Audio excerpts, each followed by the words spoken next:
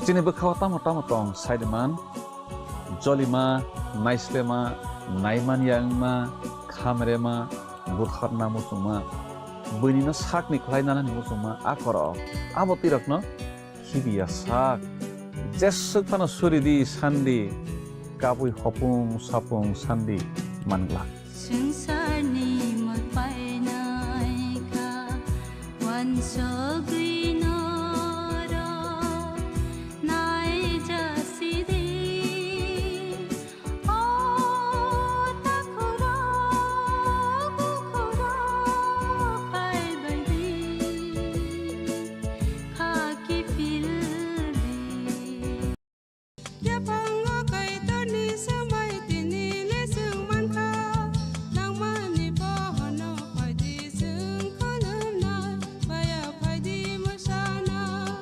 Kok naya borok ni langmawo hamsa mengkeri simia mas ma komor nai kok nanai borok ni langmawo ke hamsa mengphainai simia ayo kolok bo nanai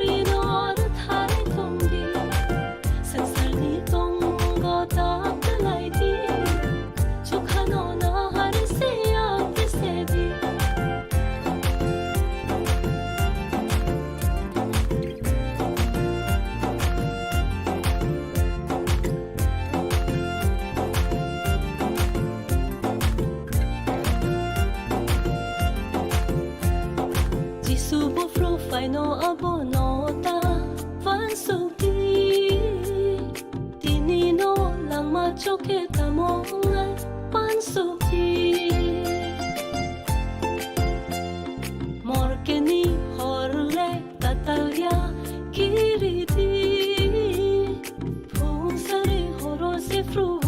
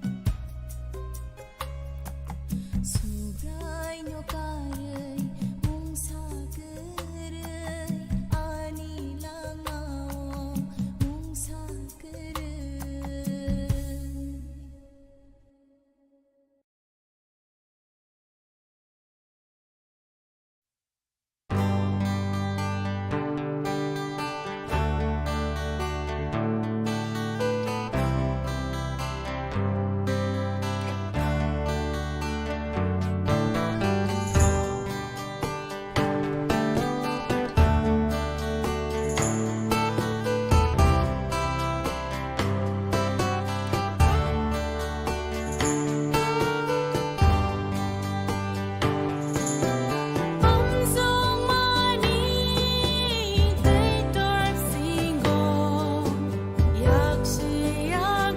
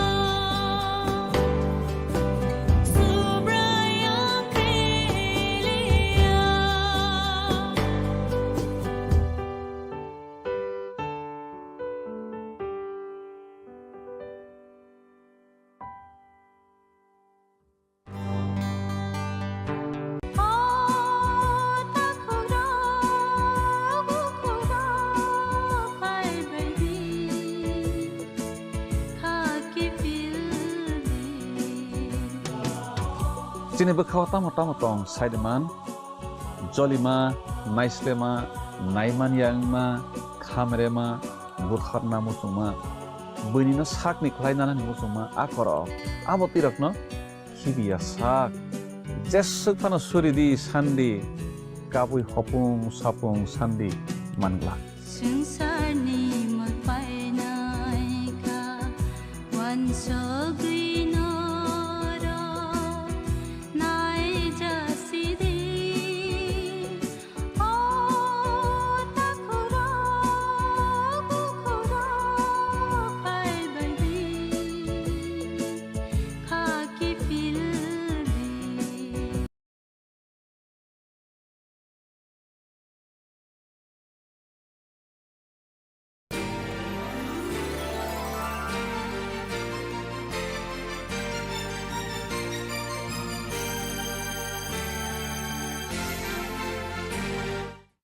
আসামই নারী অনুষ্ঠানের আরেকটি পর্বে আপনাদের সবাইকে স্বাগত জানাই। আমরা খুবই আনন্দিত যে আপনারা সবাই এই পর্বে যোগদান দিতে পেরেছেন। আমাদের আজকের আলোচনার বিষয় হলো যিশুকে অনুসরণ করা এবং তার শিষ্য হওয়া। এই বিষয়ের শিরোনাম হলো আপনাকে অস্বীকার করে আমার পশ্চাৎগামী হও। এটি মথি তার 16 অধ্যায় 24 পদের উপরে আধারিত। মথি তার 16 অধ্যায় 24 পদে লেখা আছে, তখন যীশু আপন শিষ্যদিগকে কহিলেন, কেহ যদি আমার পশ্চাৎ আসিতে ইচ্ছা করে, তবে সে আপনাকে অস্বীকার করুক, আপন ক্রুশ তুলিয়া লউক এবং আমার পশ্চাৎগামী হোক। আচ্ছা, তোমার অভিমতে একজন শিষ্যকে? সাধারণত একজন শিষ্য হচ্ছে একজন শিক্ষার্থী বা ছাত্র, এমন কেউ যে আরেকজনের শিক্ষা অনুসরণ করে এবং তার শিক্ষকের পথ অবলম্বন করে। বাইবেলের সময়কালে শিষ্য বলতে এটাই সাধারণত বোঝানো হতো। বিশেষ করে ধর্মীয় বিষয়ে কেউ যদি কিছু জানতে চাইতো, তাহলে তার কোনো কলেজে ভর্তি হওয়ার প্রয়োজন হতো না, কিন্তু সে অন্য আরেকজনের শিষ্যত্ব গ্রহণ করত। একদম ঠিক কথা। কিন্তু বাইবেলের দৃষ্টিভঙ্গিতে শিষ্যত্ব হচ্ছে শিক্ষার থেকে অনেক বেশি গুরুত্বপূর্ণ আর নেতাকে অনুসরণ করা। শিষ্যত্ব 3টি প্রধান নীতির উপরে আধারিত। প্রথমটি হচ্ছে সম্পর্ক এবং পরামর্শদান। আমরা নতুন নিয়মে লক্ষ্য করি যে পৌল প্রথমে বার্নবা আর পরে তিমথিওকে সুসমাচার প্রচার যাত্রায় সঙ্গে করে নিয়ে গিয়েছিলেন, কারণ তারা অনভিজ্ঞ বিশ্বাসী ছিলেন এবং তিনি তাদের প্রশিক্ষণ দিয়ে পরিপক্ক এবং কার্যকারী খ্রিস্ট বিশ্বাসী করে গড়ে তুলেছিলেন। শিষ্যত্ব হচ্ছে একটা বন্ধুত্ব যা খ্রিস্ট কেন্দ্রিক পরিচর্যা এবং প্রচার কার্যের প্রতি নিবদ্ধ থাকে। দ্বিতীয়টি হচ্ছে শিক্ষাদান। শিষ্যত্বের আরেকটি গুরুত্বপূর্ণ বিষয় হলো শিক্ষাদান। আমাদের প্রত্যেকজনকে আহ্বান করা হয়েছে যেন আমরা সমস্ত বয়সের লোকদের শিক্ষা দিতে পারি, যেন তারা ফলদায়ক এবং বিজয়ী খ্রিস্টীয় জীবনযাপন করতে পারে। আমি তৃতীয় বিষয়টি যোগ করছি। তৃতীয় বিষয় হচ্ছে সেবা। যাকব 2 অধ্যায় 17 পদ আমাদের বলে, বিশ্বাস কর্মবিহীন হইলে তাহা মৃত। আমাদের আহ্বান করা হয়েছে যেন প্রত্যেক দিন আমরা আমাদের বিশ্বাসকে কার্যে পরিণত করতে পারি। এই কাজটি পরিষেবা কার্যক্রম এবং পরিচর্যার মাধ্যমে করা যেতে পারে, কিন্তু এটি পরিষেবার একটি ক্ষুদ্র অংশ। আমাদের পরিষেবা আমাদের জীবন এবং খ্রিস্টের মতো চরিত্রের মাধ্যমে প্রতিদিন আমাদের প্রতিবেশীর কাছে প্রতিফলিত হতে থাকে। উদাহরণস্বরূপ, পৌল স্বয়ং গমলিয়েলের একজন শিষ্য ছিলেন। তার পরবর্তীকালে তার নিজেরও একাধিক শিষ্য ছিল। পৌল বলেছেন, আমি যিহুদি, কিলিকিয়ার তার্স নগরে আমার জন্ম, কিন্তু এই নগরে গমলিয়েলের চরণে মানুষ হইয়াছি। পৈতৃক ব্যবস্থার সূক্ষ্ম নিয়মানুসারে শিক্ষিত হইয়াছি। আর আপনারা সকলে অদ্যপি যেমন আছেন, তেমনি আমিও ঈশ্বরের পক্ষে উদ্যোগী ছিলাম। এইটা আমরা প্রেরিত তার 22 অধ্যায় 3 পদে পাব। যোহন বাপ্তাইজকেরও অনেক শিষ্য ছিল, যা আমরা পাব যোহন তার 1 অধ্যায় 35 থেকে 37 পদে, 3 অধ্যায় 25 পদে এবং মথি তার 11 অধ্যায় 2 পদে ও 14 অধ্যায় 12 পদে। কিন্তু বাইবেলে যিশুর শিষ্যদের সম্পর্কে সবচেয়ে বেশি উল্লেখ করা হয়েছে, এতে কোনো সংশয় নেই। কারণ নতুন নিয়মে যিশু হচ্ছেন সবথেকে গুরুত্বপূর্ণ ব্যক্তি। যিশু তার প্রচার কাজ শুরু করার সময়ে 12 জন শিষ্যের একটি দলকে মনোনীত করেছিলেন। এগুলি লেখা আছে যোহন তার 1 অধ্যায় 37 থেকে 41 পদ, মার্ক তার 3 অধ্যায় 14 থেকে 19 পদ এবং লুক তার 6 অধ্যায়ের 13 থেকে 16 পদ। যদিও অন্য অনেক শিষ্য কিছুদিনের জন্য তাকে অনুসরণ করেছিলেন, তবে এই 12 জনের একটি বিশেষ মর্যাদা ছিল। মথি তার 16 অধ্যায় 24 পদে প্রসঙ্গটি আমাকে ব্যাখ্যা করে বলবে প্লিজ? অবশ্যই। মথি তার 16 অধ্যায়ের 21 থেকে 28 পদে যিশু তার শিষ্যদের বলেছিলেন যে ধর্মীয় নেতারা তাকে হত্যা করবে এবং 3 দিন পর তিনি উত্থাপিত হবেন। এই কথা শুনে তারা হতবাক হয়ে গিয়েছিলেন। পিতর সঙ্গে সঙ্গে বলেছিলেন এটা কখনোই হতে পারে না। যিশু তাকে তিরস্কার করে বলেছিলেন, আমার সম্মুখ হইতে দূর হও শয়তান। পিতরের প্রতিক্রিয়া এমন হয়েছিল এই জন্য যে তার ধারণা ছিল যে মসীহকে হত্যা করা সম্ভব নয়। এটা তার অনুমান ছিল, কিন্তু সত্য ছিল না। খ্রিস্ট সতর্ক করে বলেছেন যে যারা তাকে অনুসরণ করেন তাদেরকে জগতের সমস্ত কিছু পরিত্যাগ করতে রাজি হতে হবে আর চাহিদা অনুসারে কষ্ট ও নিপীড়ন সহ্য করতে হবে। আমরা যখন কি ঘটছে সেটা লক্ষ্য করি, তখন দেখি যে 16 অধ্যায়ে সমস্ত ঘটনার সারাংশ দেওয়া আছে।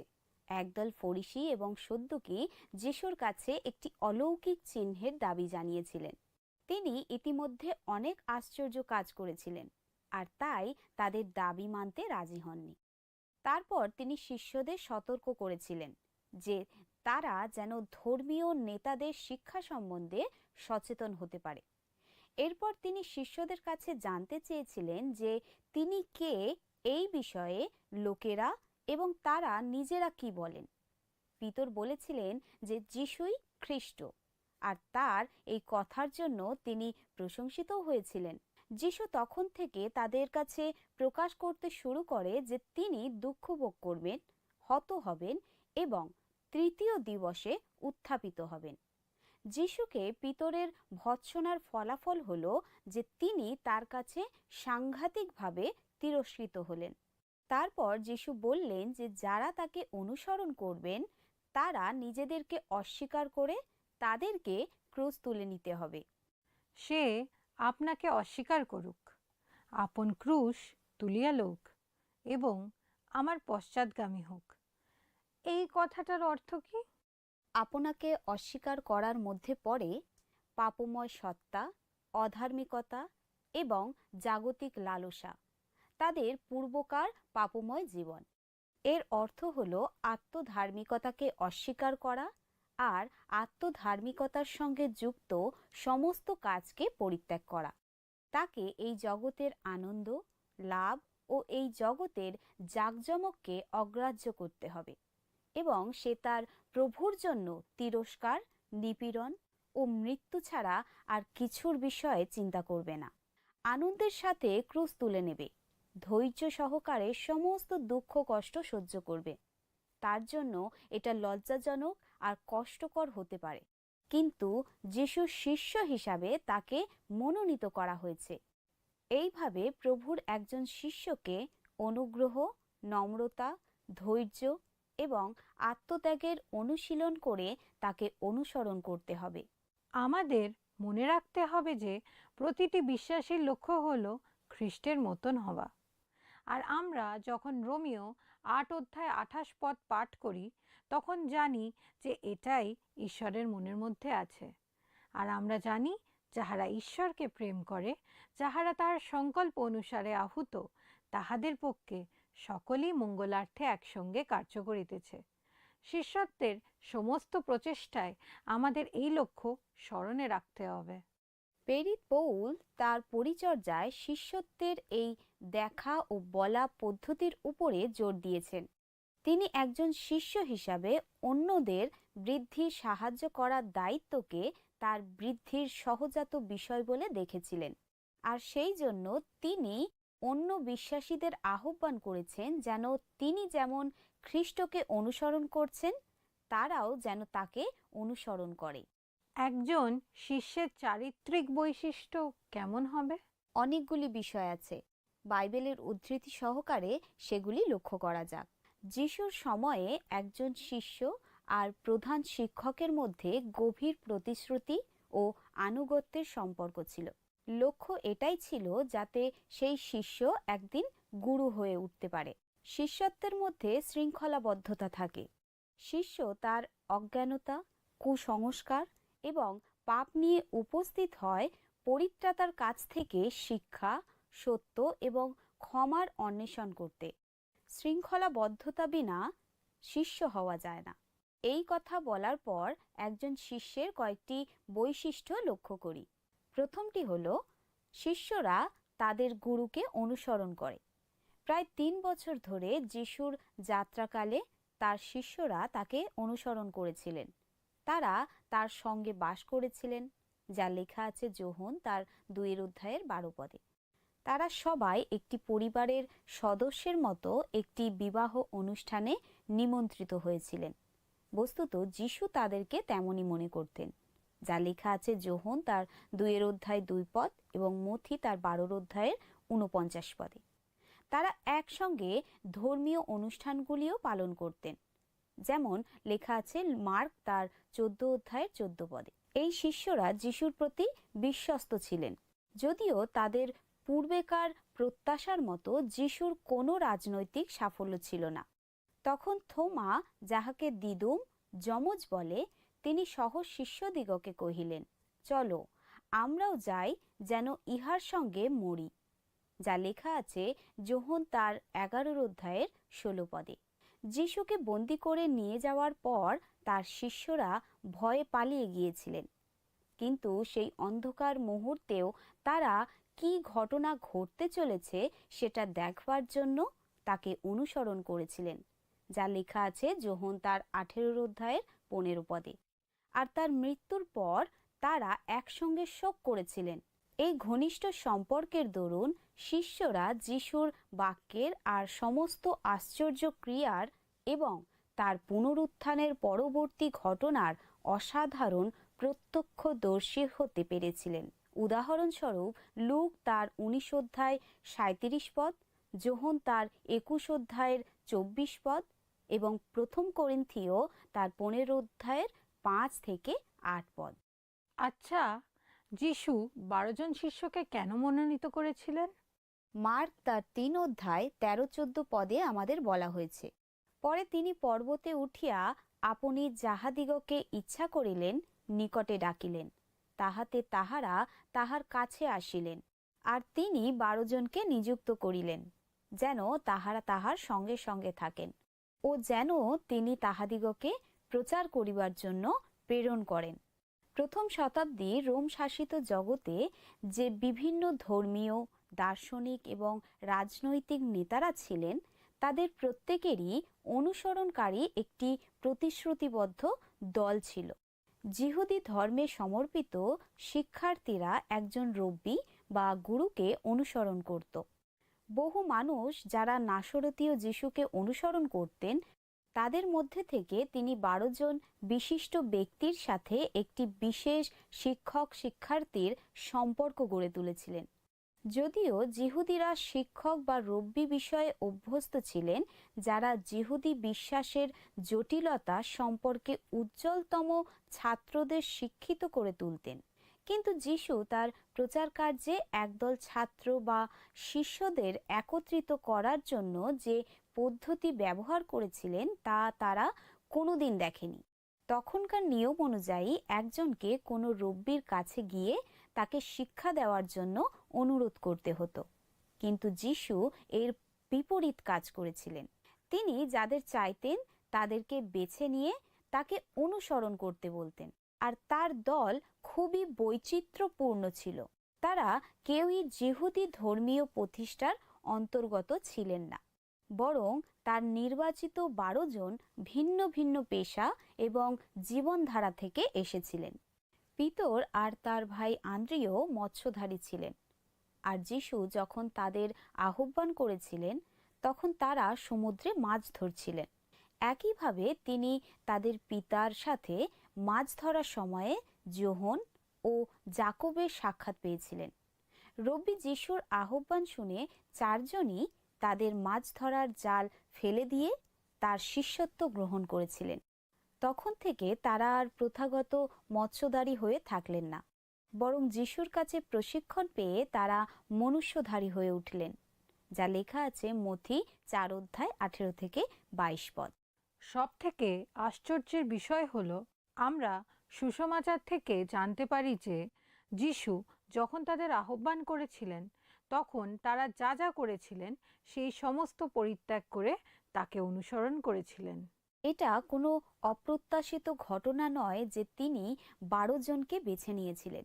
ঈশ্বরের মনোনীত জাতি ইসরায়েলীয়রা 12টি বংশ দ্বারা গঠিত ছিল, আর যিশু যখন তার নিজের জন্য নতুন মনুষ্যদের আহ্বান করেছিলেন তখন তিনি 12 জনকেই বেছে নিয়েছিলেন, যাতে তারা নতুন ইসরায়েলের ভিত্তি হতে পারেন। এই মানুষদের আহ্বান করার ক্ষেত্রে স্পষ্টতই ঈশ্বরের শক্তি কাজ করেছিল, কিন্তু একটা সংশয় থেকেই যায় যে তারা যখন যিশুর শিষ্যত্ব গ্রহণ করেছিলেন তখন তারা পুরোপুরি বুঝতে পেরেছিলেন কিনা যে শেষ পর্যন্ত তাদের জীবনে কি ঘটতে চলেছে। তারা শুধু বুঝেছিলেন যে তাদের বর্তমান পেশা ছেড়ে দিতে হবে আর তারা আর্থিক দিক দিয়ে অরক্ষিত হয়ে পড়বেন। কিন্তু যিশু যখন তার পার্থিব জীবন শেষ করতে চলেছিলেন একমাত্র তখনই তাদের ব্যাখ্যা করে বুঝিয়েছিলেন যে শিষ্যত্বের সঠিক মূল্য কী। আমরা আবার একজন শিষ্যের চরিত্র কেমন হবে এই আলোচনায় ফিরে যাই। যিশুর শিষ্যেরা ব্যক্তিগত শিক্ষা পেয়েছিলেন। একটু ব্যাখ্যা করে বলি। যিশুর অন্যতম প্রধান কাজ ছিল মানুষের কাছে স্বর্গরাজ্য যে সন্নিকট সেটা প্রচার করা, যা লেখা আছে মথি 4 অধ্যায় 17 পদ এবং 11 অধ্যায়ের 1 পদ। কিন্তু আপনারা লক্ষ্য করে দেখবেন যে তার শিষ্যদের মধ্যে যারা তার খুবই ঘনিষ্ঠ ছিলেন তারা অনেক সময়ে অতিরিক্ত শিক্ষা পেয়েছিলেন, যা লেখা আছে মথি তার 20 অধ্যায়ের 17 পদ, মার্ক 4 অধ্যায়ের 34 পদ, মার্ক 10 অধ্যায় 10 পদ। সবচেয়ে গুরুত্বপূর্ণ শিক্ষা যা শিষ্যরা পেয়েছিলেন কিন্তু সম্পূর্ণভাবে বুঝতে পারেননি, যা ছিল যিশুর আসন্ন মৃত্যু ও পুনরুত্থানের বিষয়, যা আমরা পাই মথি তার 16 অধ্যায়ের 21 পদে। তাদের জন্য চূড়ান্ত গুরুত্বপূর্ণ বিষয় ছিল যিশুর প্রকৃত পরিচয় এবং তার প্রচার বুঝতে পারা, কারণ তাদেরকে সমস্ত জগতে সুসমাচার প্রচার করতে হয়েছিল। খ্রিস্টীয় শিষ্যত্বের আরেকটি গুরুত্বপূর্ণ বিষয় হল যে সব বিশ্বাসীরাই তার শিষ্য।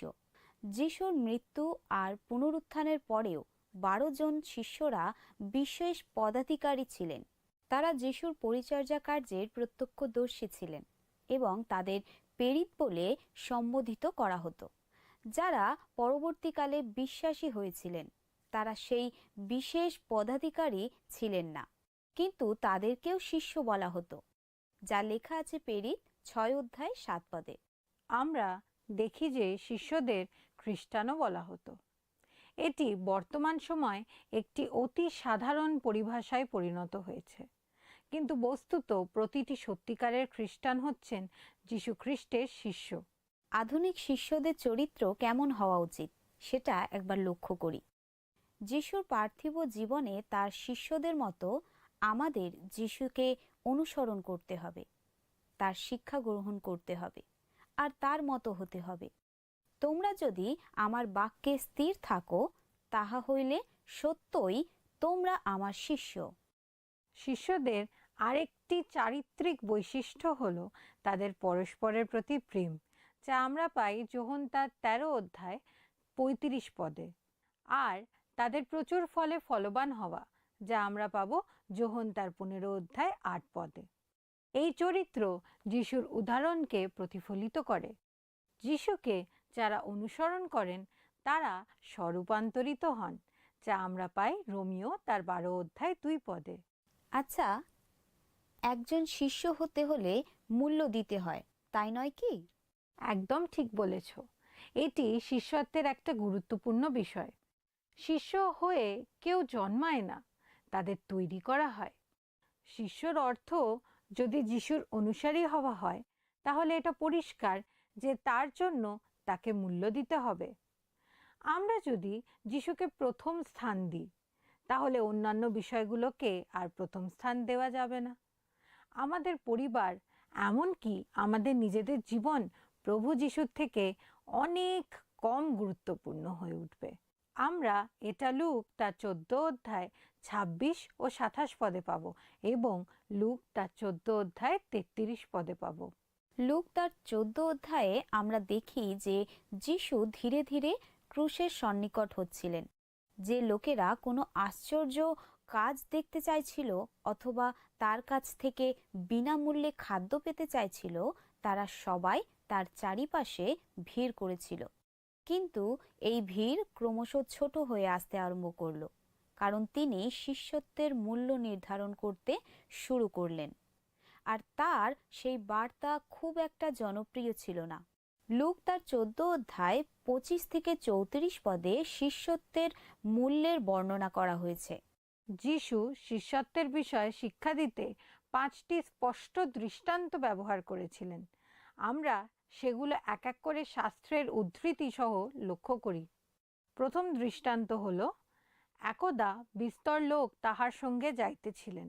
তখন তিনি মুখ ফিরাইয়া তাহাদিগকে কহিলেন, যদি কেহ আমার নিকটে আইসে আর আপন পিতা মাতা স্ত্রী সন্তান সন্ততি ভাতৃগণ ও ভগিনীগণকে এমনকি নিজ প্রাণকেও অপ্রিয় জ্ঞান না করে, তবে সে আমার শিষ্য হইতে পারে না। যা আমরা পাবো লুক তার 14 অধ্যায় 25 থেকে 26 পদে। আমাদের এই পত্রিকে অধ্যায়ের প্রসঙ্গ অনুসারে বুঝতে হবে। যিশু তার শিষ্যদের শিক্ষা দিচ্ছিলেন, আর উত্তম শিক্ষকের মতোই তিনি তার শিক্ষার্থীদের ভাবতে দিচ্ছিলেন। এই ক্ষেত্রে তিনি এমন একটি সত্য বচন দিয়ে শুরু করলেন যেটা বোঝা খুব কঠিন। তারপর তিনি একটি উদাহরণ দিয়ে সেটা ব্যাখ্যা করলেন। এই সত্য বচনটি হল লুক 14 অধ্যায় 26 পদ। যদি কেহ আমার নিকটে আইসে আর আপন পিতা মাতা স্ত্রী সন্তান সন্ততি ভাতৃগণ ও ভগিনীগণকে এমনকি নিজ প্রাণকেও অপ্রিয় জ্ঞান না করে, তবে সে আমার শিষ্য হইতে পারে না। এটা শুনে মনে হতে পারে যে আমরা যদি আমাদের পরিবারকে ঘৃণা না করি, তাহলে আমরা যিশুর শিষ্য হতে পারবো না। তাহলে কি এই কথা আরো বেশি কিছু বোঝায়? একজন শিষ্য হতে গেলে যিশুর জন্য আমাদের সবকিছু পরিত্যাগ করতে হবে। যিশুকে অনুসরণ করতে প্রয়োজন হয় প্রতিশ্রুতি আর বিশ্বস্ততা।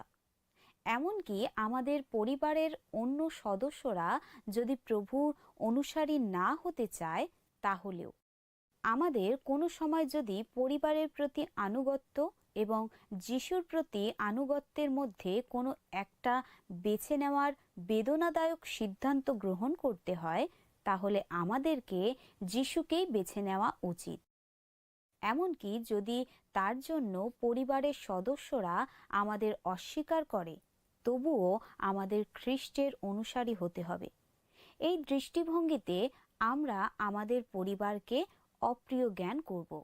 যিশুর আজ্ঞা পিতামাতাকে অপ্রিয় জ্ঞান করো, এই কথাটির প্রকৃত অর্থ হল যিশুর সঙ্গে আমাদের সম্পর্ককে আমাদের পরিবারের সদস্যদের সঙ্গে সম্পর্কের থেকে অগ্রাধিকার দিতে হবে। দ্বিতীয় দৃষ্টান্ত হলো, যে কেহ নিজের ক্রুশ বহন না করে ও আমার পশ্চাৎ পশ্চাৎ না আইসে, সে আমার শিষ্য হইতে পারে না। যা আমরা পাই লুক তার 14 অধ্যায় 27 পদে। আমরা ইতিমধ্যে ক্রুশ বহন ও যিশুকে অনুসরণ করার বিষয়ে কথা বলছি। ক্রুশ বহন করার অর্থ হলো প্রভুর জন্য ধৈর্য সহকারে সমস্ত দুঃখ কষ্ট সহ্য করা এবং প্রভু যীশু খ্রিস্টকে অনুকরণ করে ঈশ্বরের ইচ্ছার বশ্যতা স্বীকার করা। তৃতীয় দৃষ্টান্তটি পাওয়া যায় লুক তার 14 অধ্যায় 28 থেকে 30 পদে। বাস্তবিক দুর্গ নির্মাণ করিতে ইচ্ছা হইলে তোমাদের মধ্যে কে অগ্রে বসিয়া ব্যয় হিসাব করিয়া না দেখিবে? সমাপ্ত করিবার সঙ্গতি তাহার আছে কিনা কি জানি।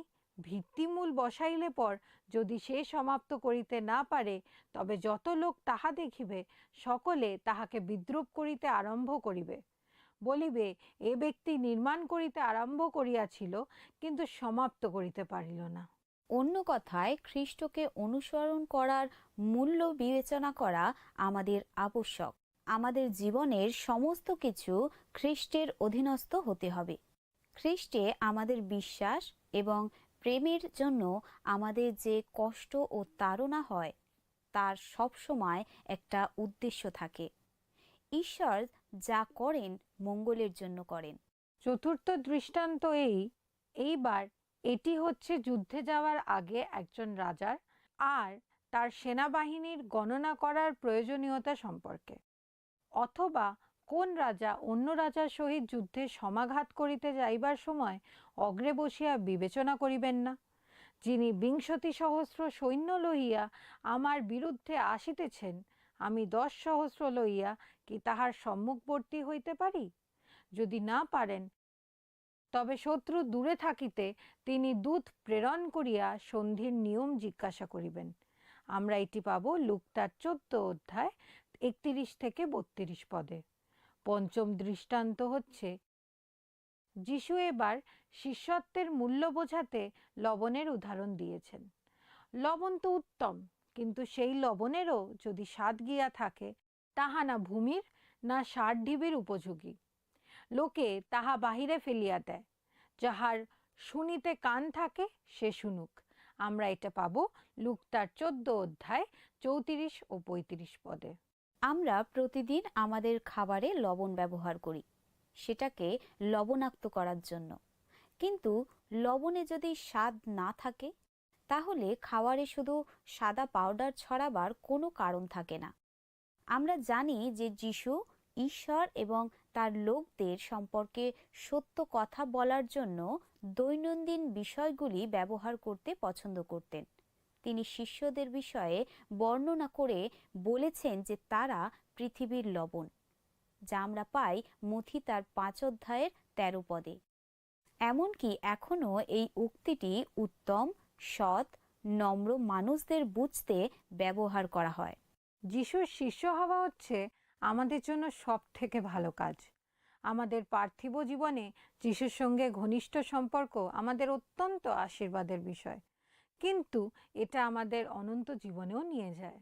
যিশু খ্রিস্ট স্বয়ং প্রতিজ্ঞা করেছেন, আর আমি তাহাদিগকে অনন্ত জীবন দিই, তাহারা কখনোই বিনষ্ট হইবে না, এবং কেহই আমার হস্ত হইতে তাহাদিগকে কাড়িয়া লইবে না। আমরা এটি পাব যোহন তার 10 অধ্যায় 28 পদে। মনে রাখবেন, যদিও শিষ্যত্ব খুবই মহার্ঘ, কিন্তু তার মূল্যের চেয়ে পুরস্কার অনেক বেশি। তাহলে আসুন বন্ধু, আমরা প্রার্থনা করি। আসুন প্রার্থনা করি।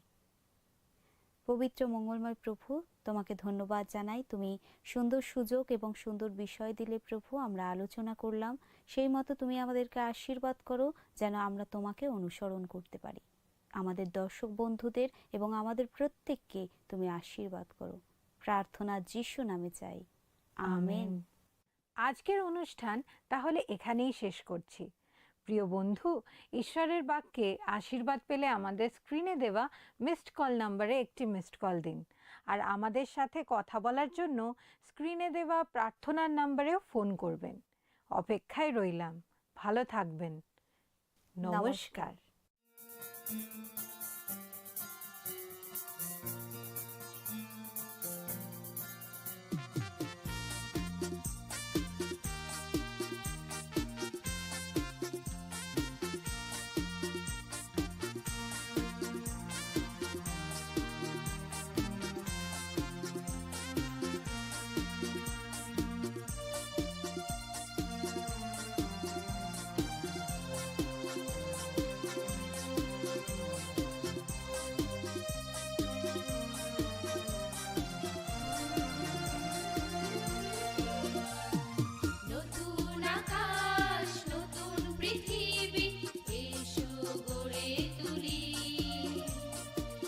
যিশুর আলোয় আলোকিত হয়ে এই জগৎ গড়িয়ে তুলি।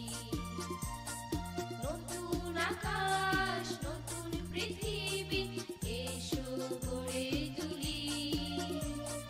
যিশুর আলোয় আলোকিত হয়ে এই জগৎ গড়িয়ে তুলি।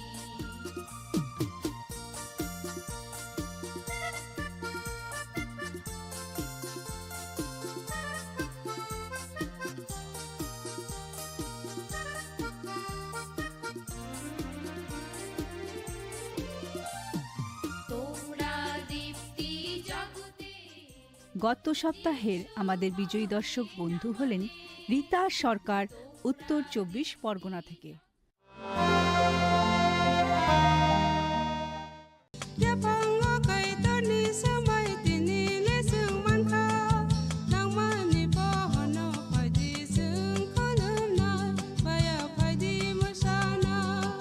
kok naya borok ni langmawo hamsa mengkeri simia mas ma komor nai kok khanai borok ni langmawo khe hamsa mengphainai simia ayo kolok bo nanai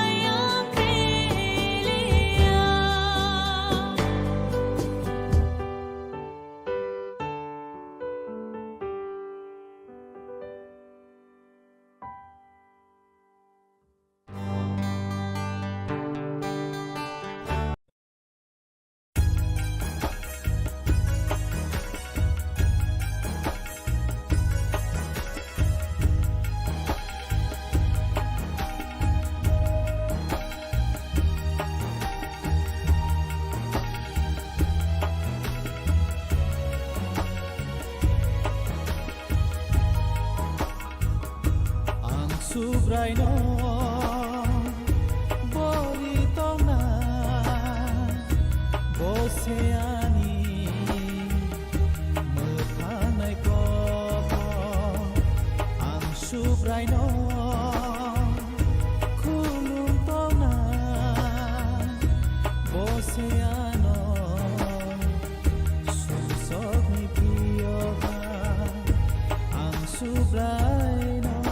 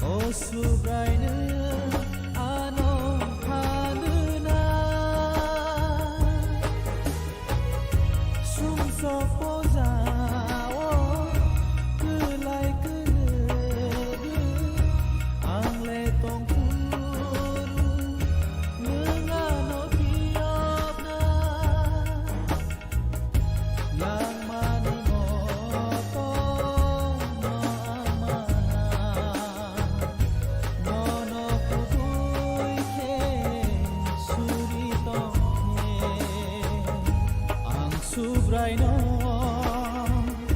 boritona boseani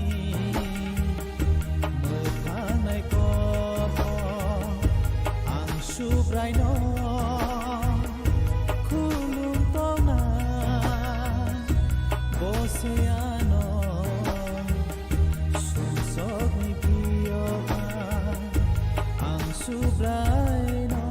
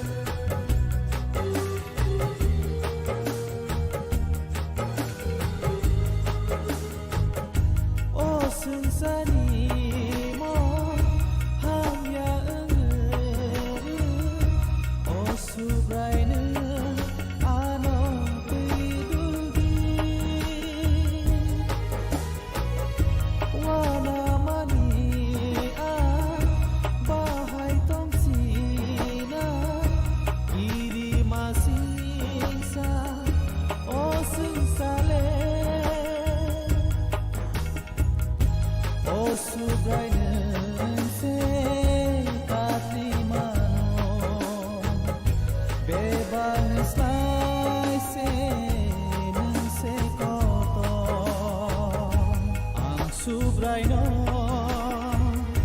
boritona boseani mekanai kopo ang subraino kulung tona boseano susok ni piyoga boseano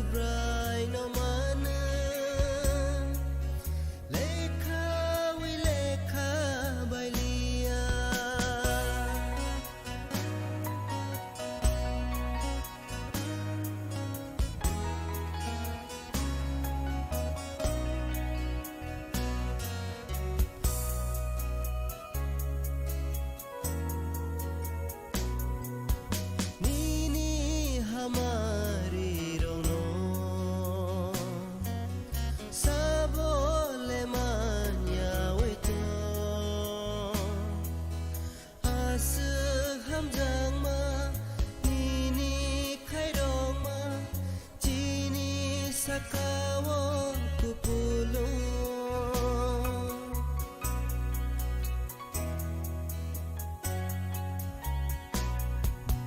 Nini hamari rono Sabole manya wito Asu hamjang ma Nini kairong ma Jini sakawo kupulong Bebang no man ka subray no mana Lekha wilekha bailia Bebang no man ka subray no mana Lekha wilekha bailia Hambai ruo subray no no Nini asha mariba Hambai ruo subray no no Nini asha mariba Bebang no man ka subray no mana Lekha wilekha bailia Lekha wilekha bailia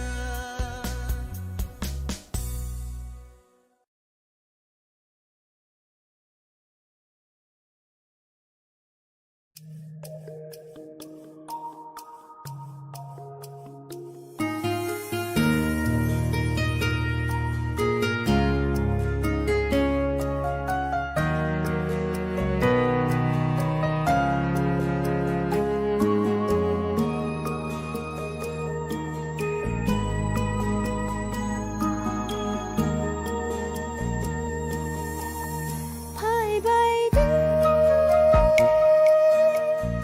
nói phai đi, ya cha đi, subray no, subray no. Phai bay đi, nói phai đi.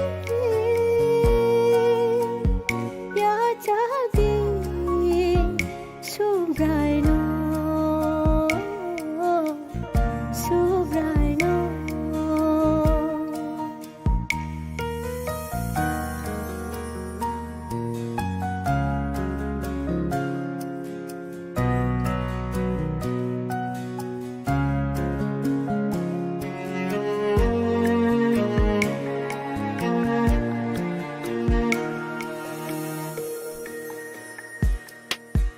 Chukaya kare seleng hayung kai Raja tong khodo khibibu Hamjak ma bara kharo ma bara Tungui manjaya bole Sungsaro aina ninangka Chukaya kare seleng hayung kai Raja tong khodo khibibu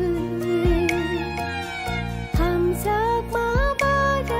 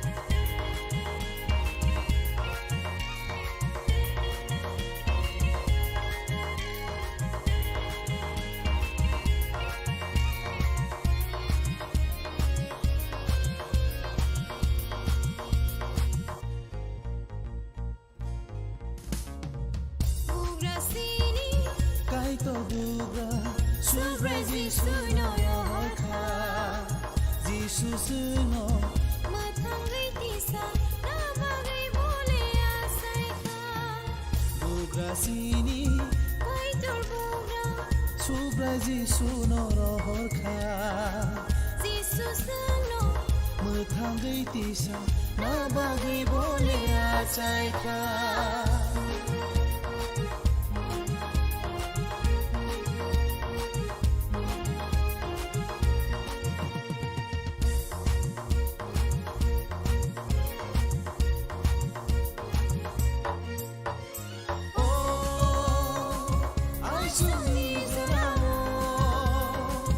Sini Jisu asai ka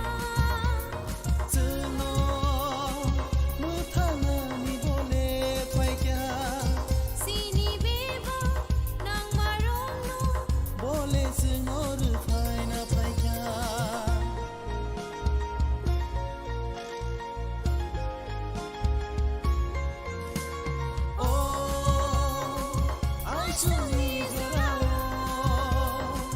Sini Jisu asai ka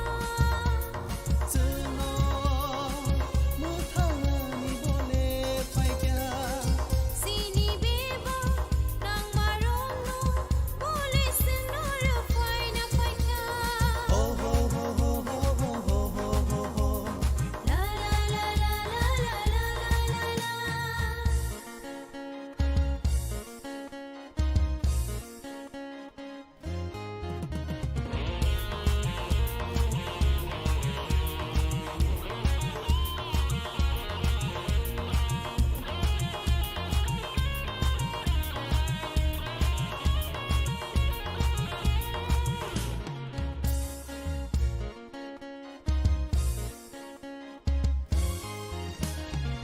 Langmani bugra bose Beba nang manusia